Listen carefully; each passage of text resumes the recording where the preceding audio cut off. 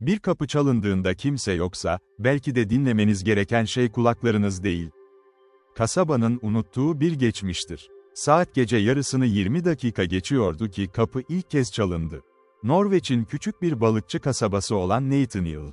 O gecede her gece olduğu gibi çalışma odasında oturuyor, elindeki eski haritaları inceliyordu. Amerika'dan bu ücra kasabaya, dedesinden kalan eski taş evi devralmak için gelmişti.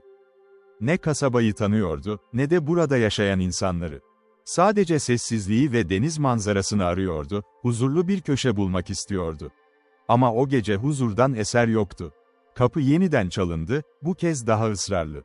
Nathaniel, masasından kalkıp pencereye yaklaştı. Dışarısı yoğun bir sis tabakasıyla kaplıydı. Fiyordun sularından yükselen buğu, evin çevresini tamamen sarmıştı. Sokak lambaları bile bu sisin içinde soluk gölgelere dönüşmüştü. Yine de kapının önünde birinin durduğunu hissedebiliyordu. Gördüğü değil, içinde hissettiği bir varlıktı bu. Kapıya doğru yürürken tahta zeminin gıcırtısı, evin derin sessizliğinde tuhaf bir yankı yaptı. Elini kapı koluna götürdüğünde parmakları hafifçe titriyordu.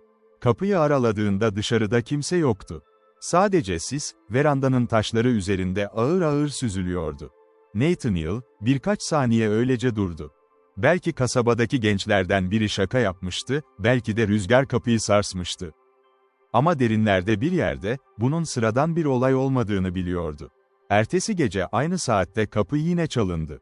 Bu kez Nathaniel hazırlıklıydı. Kapıyı açmadan önce pencereden dışarı baktı, verandayı, bahçe yolunu. Sokağın köşesine kadar taradı gözleriyle. Kimse yoktu. Yine de kapı çalınmıştı, bunu duymuştu, hem de çok net bir şekilde. Üçüncü gece, kasabanın en yaşlı sakinlerinden biri olan balıkçı Ingrid Halvorsen'i ziyarete gitti. Yaşlı kadın, çayını yudumlarken uzun uzun düşündü, sonra alçak bir sesle konuştu. "O ev," dedi, "bir zamanlar genç bir denizciye aitti. Adı Erik Solheim'dı.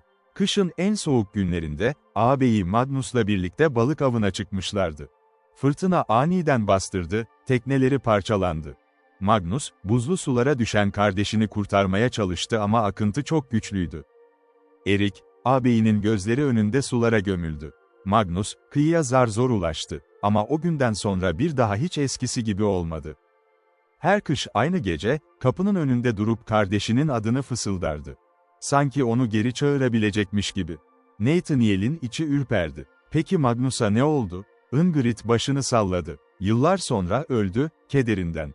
Ama bazı geceler, hala o kapının çalındığı söylenir. Sanki Magnus, hala kardeşinin dönmesini bekliyormuş gibi. Nathaniel o gece eve döndüğünde, kapının önünde uzun süre durup düşündü. İçinde tuhaf bir sorumluluk duygusu belirmişti. Dördüncü gece kapı yine çalındı, bu kez 3 kez art arda. Nathaniel, kapıyı açtı ve titreyen bir sesle konuştu. "Magnus, eğer sen isen, artık beklemene gerek yok." Cevap gelmedi ama içeri dolan soğuk rüzgarla birlikte, uzaktan hafif bir erkek sesi duyduğunu sandı. Dalgaların arasında kaybolan, hüzünlü bir fısıltıydı bu. Nathaniel, ertesi gün kasabanın küçük kilisesine gitti. Eski kayıtları karıştırdı, Solheim ailesinin izini sürdü. Uzun bir araştırmanın ardından, kasaba mezarlığının en ıssız köşesinde, yosun tutmuş 2 mezar taşı buldu, biri Erik'e, diğeri Magnus'a aitti. Nathaniel, o hafta sonu mezarlara gitti. Yanına Fjord kıyısından topladığı beyaz çiçekleri götürdü. Mezarların önüne bıraktı ve alçak sesle konuştu. "Kardeşin artık yanında sayılır, Magnus." Sular sakinleşti, tekne limana ulaştı. "Artık huzurla dinlenebilirsiniz, ikiniz de." O gece eve döndüğünde, kapı çalınmadı. Ama Nathaniel'in hikayesi burada bitmedi. Birkaç ay sonra, kasabaya yeni bir aile taşındı. Doktor Alexander Reyes ve eşi Sofia, küçük kızları Lucia ile birlikte, Fjord'a bakan eski bir kulübeye yerleştiler. İspanya'dan gelmişlerdi. Alexander, kasabanın tek doktoru olarak göreve başlamıştı. Nathaniel, onlarla tanıştığında kasabanın eski hikayelerinden bahsetmişti. Ama Reyes ailesinin evi, Solheim kardeşlerin evinden oldukça uzaktaydı. Bu yüzden kimse endişelenmemişti. Ne var ki birkaç hafta sonra, Reyes ailesinin evinde de tuhaf olaylar başladı. Gece yarısı, arka kapının hafifçe vurulduğu duyuluyordu. Ama kapıyı açan kimse, dışarıda kimseyi bulamıyordu. Sofya, ilk başta bunun rüzgardan kaynaklandığını düşündü. Ama sesler giderek sıklaştı, giderek daha net hale geldi. Bir akşam, Nathaniel'i ziyarete geldiler ve durumu anlattılar. Nathaniel, onları dikkatle dinledi, içinde tanıdık bir ürperti belirdi. "Bu ev," dedi Nathaniel yavaşça, "kimin eviydi, biliyor musunuz?" Alexander başını salladı. Emlakçı, evin uzun süre boş kaldığını söylemişti. Önceki sahipleri hakkında pek bilgi vermedi. Nathaniel, ertesi gün yine kiliseye gitti. Bu kez, o evle ilgili eski kayıtları araştırdı. Uzun bir aramanın ardından, evin bir zamanlar yaşlı bir eczacıya, Bay Henrik Berg'e ait olduğunu öğrendi. Henrik, kasabanın tek eczanesini işletirmiş, kasabalılar tarafından saygı gören, sessiz bir adammış. Karısı Astrid'i genç yaşta hastalıktan kaybetmiş, ondan sonra hiç evlenmemiş. Yıllarca, her akşam eczaneden eve dönerken, karısının mezarına uğrar, ona o günü anlatırmış. Bir kış gecesi, eve dönerken buzda kayıp düşmüş, kimse onu zamanında bulamamış. Donarak hayatını kaybetmiş, kapısının hemen önünde. Nathaniel, bu bilgiyi Reyes ailesiyle paylaştığında, Sofya'nın yüzü sarardı. "Peki neden hala kapı çalınıyor?" Nathaniel, düşünceli bir ifadeyle cevap verdi, "Belki de Henrik, hala eve girmeye çalışıyor. Belki de kapının açılmasını, birinin onu içeri almasını bekliyor. Tıpkı o soğuk gecede beklediği gibi." O gece, Nathaniel, Reyes ailesiyle birlikte evde kaldı. Gece yarısına doğru, beklenen ses yine geldi. Kapı hafifçe vuruldu, ardından sessizlik oldu. Nathaniel, kapıya yaklaştı ve sakin bir sesle konuştu. "Henrik, eğer sen isen, artık dışarıda kalmana gerek yok.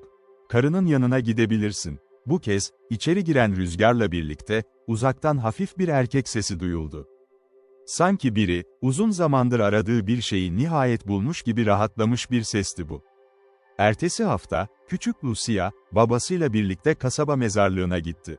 Henrik ile Astrid'in mezarlarının yan yana olduğunu keşfettiler. Kasaba halkı, iki mezarın arasına küçük bir bahçe düzenledi, oraya beyaz güller dikti. O günden sonra, Reyes ailesinin evinde bir daha hiç kapı çalınmadı. Ama olaylar kasabada tamamen durmadı. O kışın sonlarına doğru, Scarsby'ye üçüncü bir yabancı geldi. Genç bir ressam olan Isabelle Moreau, Fransa'dan. Kasabanın manzaralarını resmetmek için buraya gelmişti.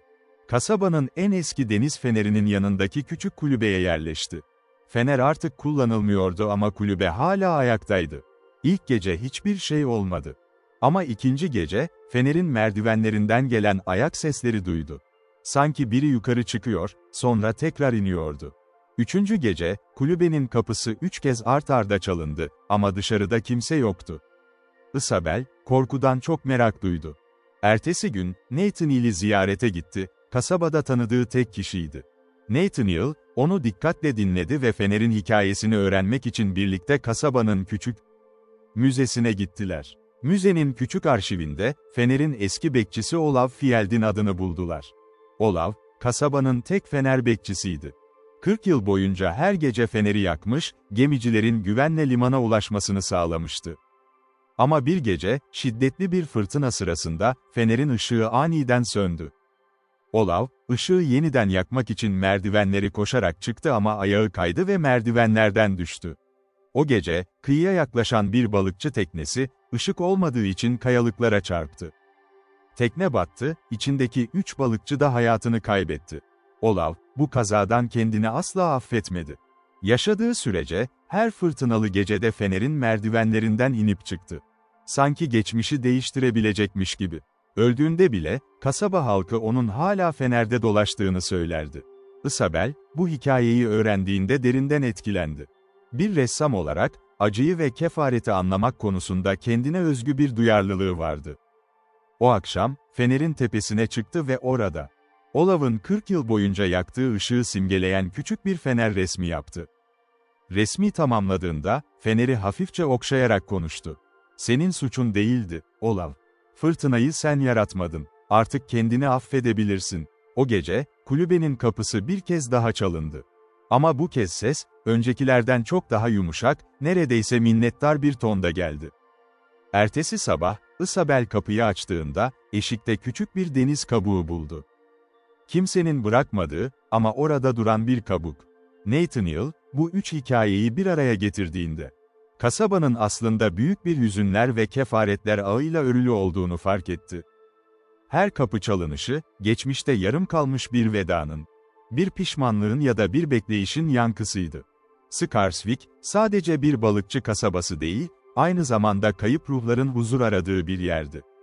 O yılın baharında, kasaba halkı, Nathaniel'in önerisiyle küçük bir tören düzenledi. Solheim kardeşlerin, Henrik ile Astrid'in ve Olaf'ın anılarına, kasabanın meydanına küçük bir anıt dikildi.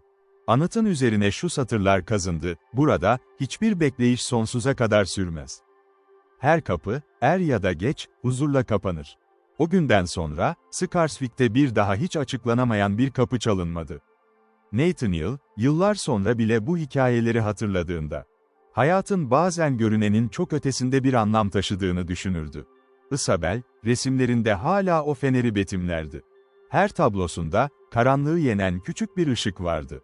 Reyes ailesi ise, her yıl Henrik ile Astrid'in mezarına gül bırakmayı bir gelenek haline getirdi. Ve kasabalılar, gece yarısı bir kapı çalındığında artık korkmak yerine, belki de birinin son kez huzur bulmaya çalıştığını düşünüp sessizce dua etmeyi öğrendiler. Çünkü Scarswick'te herkes biliyordu ki, bazı kapılar sadece açılmak için değil, aynı zamanda bağışlanmak için de çalınırdı.